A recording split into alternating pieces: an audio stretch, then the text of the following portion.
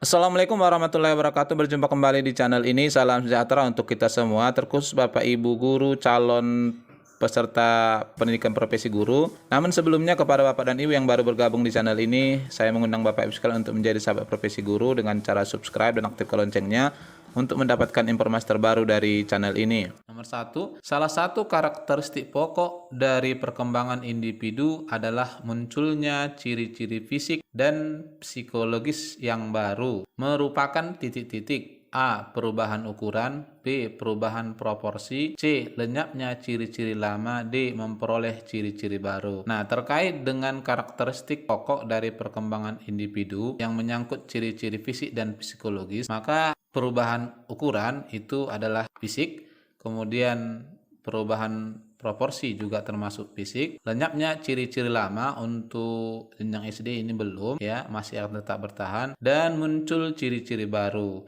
Jadi jawaban yang paling cocok di sini adalah memperoleh ciri-ciri baru ya. Jawabannya adalah D. Soal yang kedua, prinsip perkembangan anak usia dini adalah perkembangan terjadi pada tempo yang berlainan. Artinya A. Perkembangan fisik dan psikologis yang mencapai kematangan menurut tempo yang berbeda-beda. B. Anak cenderung mengembangkan kemampuan-kemampuan tertentu sebelum kemampuan yang lain. Pada setiap usia tertentu, berapa sifat perkembangan dengan cepat dan nyata tampak daripada sifat-sifat tertentu lainnya. D. Untuk menguasai kemampuan tertentu, anak memerlukan waktu secara bertahap. Nah, terkait dengan prinsip perkembangan anak usia dini, anak usia sampai dengan TK, maka yang paling cocok di sini adalah perkembangan fisik dan psikologis yang mencapai kematangan menurut tempo yang berbeda-beda. Kalau B, anak cenderung mengembangkan kemampuan tertentu sebelum kemampuan yang lain, ini tidak ada hubungannya dengan tempo tadi. Kemudian C juga begitu ya. Lalu D, untuk menguasai kemampuan tertentu anak memerlukan waktu secara bertahap. Ya, tidak ya. Inilah salah satu ciri individu itu unik, sehingga jawaban di sini yang paling cocok adalah jawaban A. Soal yang berikut, nomor 3, periode perkembangan anak usia dini, masa kanak-kanak awal berlangsung mulai. Nah, ini adalah tahap perkembangan ya menurut ahli-ahli psikologis. A. Usia akhir minggu kedua setelah kelahiran sampai usia 2 tahun. B. Usia 2 tahun sampai usia 6 tahun. C.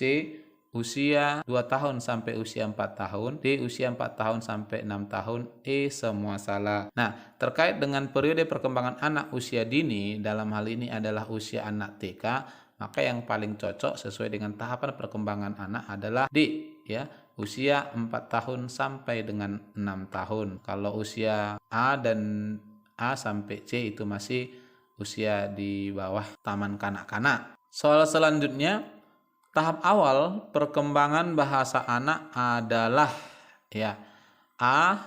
Mengoceh, B. Kuing, C. Babbling, D. Membeo, E. Semua salah.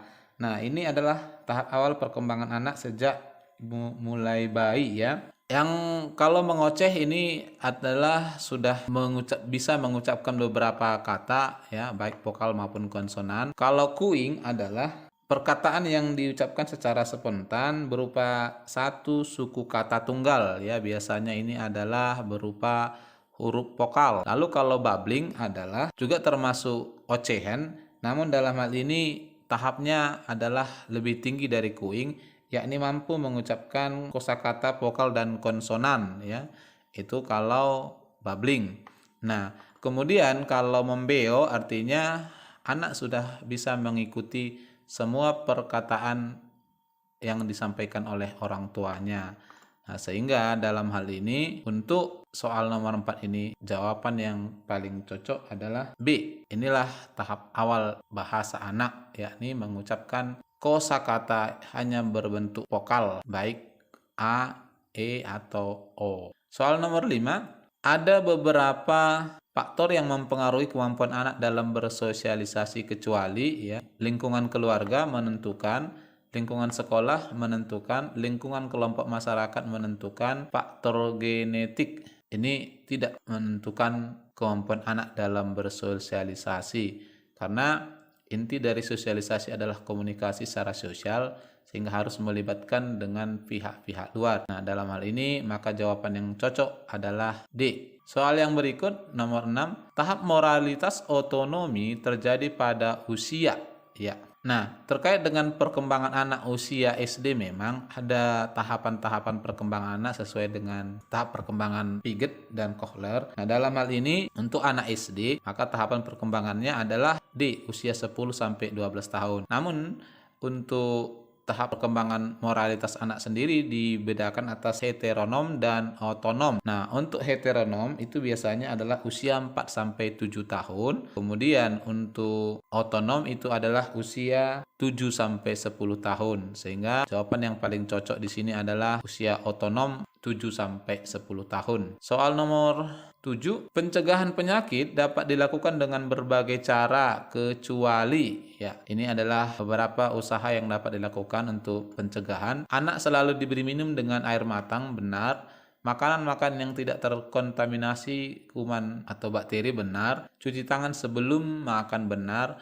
Mensterilkan binatang peliharaan. Nah, ini adalah suatu perbuatan yang sangat sulit, ya. Tidak mungkin binatang peliharaan itu mampu kita sterilkan setiap saat. Sehingga jawaban yang paling cocok di sini adalah kecuali D. Nomor 8, makanan sebagai sumber energi berasal dari A, vitamin, salah, B, protein, salah, C, karbohidrat, ya benar ya. Jadi jawabannya di sini adalah C, adalah karbohidrat. Ini adalah profesional. Nomor 9, fungsi lemak adalah A, cadangan makanan bagi sel tubuh, ini benar. B, perlindungan sel, salah. C, sumber energi tubuh, ya ini bukan sumber utama. Lemak kadang dipergunakan apabila sumber energi utama itu berkurang.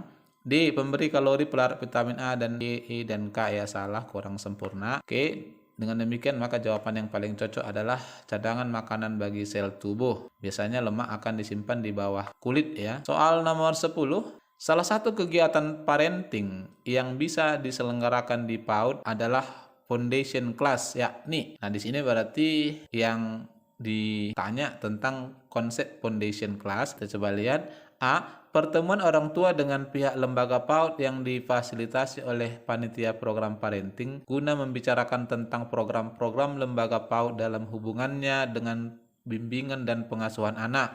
Nah, konsep foundation class-nya tidak terpenuhi di sini karena anak tidak dilibatkan. Lalu B, pembelajaran bersama anak dengan orang tua di awal masuk sekolah dalam rangka orientasi dan pengenalan kegiatan sekolah. Nah, ini dilibatkan orang tua, anak beserta guru, ya. Ini sesuai dengan foundation class. Lalu C, kegiatan pertemuan konsultasi untuk orang tua yang dapat disediakan atau dibuka oleh lembaga. Ini tidak melibatkan anak.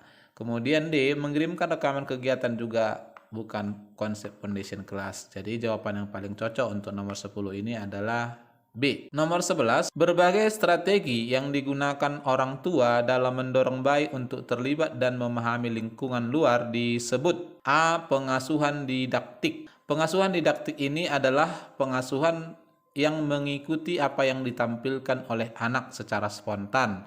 Jadi orang tua di sini menyesuaikan terhadap keinginan anak. B-nya adalah nurturing caregiving. Nah, nurturing caregiving ini adalah pola pengasuhan yang memperhatikan daya tahan anak melalui penjagaan terhadap berbagai penyakit, ya. Lalu karena ini adalah terkait dengan lingkungan luar anak, maka paling cocoknya adalah kepedulian sosial. Di dalam hal ini kita sebagai orang tua berusaha untuk mengajak anak berinteraksi dengan lingkungan luarnya, yakni berinteraksi secara sosial, ya. Jadi yang paling cocok di sini jawabannya adalah C. Terakhir Bapak Ibu sekalian, konsep yang perlu dihadapi oleh anak usia dini salah satunya adalah A, dorongan dan emosional diri, B, kesadaran moral terhadap akhir, C, menjadi anggota keluarga, D, belajar untuk berfungsi secara mandiri. Nah, untuk anak-anak usia dini, maka dalam proses perkembangannya adalah memperkenalkan anak terhadap dunia luar atau lingkungan luar. Sehingga dalam hal ini, dalam diri seorang anak, maka lingkungan luar yang paling dekat sekali adalah keluarga, kemudian ke lingkungan masyarakat. Nah, oleh karena itu setiap orang tua tentunya harus mampu mewujudkan bahwa setiap anak itu merupakan anggota dari keluarga yang harus saling menyayangi. Nah, oleh karena itu menurut saya jawaban yang paling cocok di sini adalah menjadi anggota dari keluarga ya. Jadi ini adalah interaksi sosial lingkungan terkecil setelah individu si anak. Inilah barangkali Bapak Ibu sekalian soal-soal kompetisi teknis untuk guru SD yang barangkali bisa menambah penguatan soal untuk persiapan ujian P3K ini. Semoga bermanfaat. Kalau ada tinjauan saya yang kurang tepat, saya mohon maaf, bukan maksud untuk menggurui Bapak Ibu sekalian, dan mohon juga dukungannya untuk membantu channel ini dengan cara like, komen, dan subscribe untuk kemajuan kita bersama. Barangkali demikian. Wassalamualaikum warahmatullahi wabarakatuh.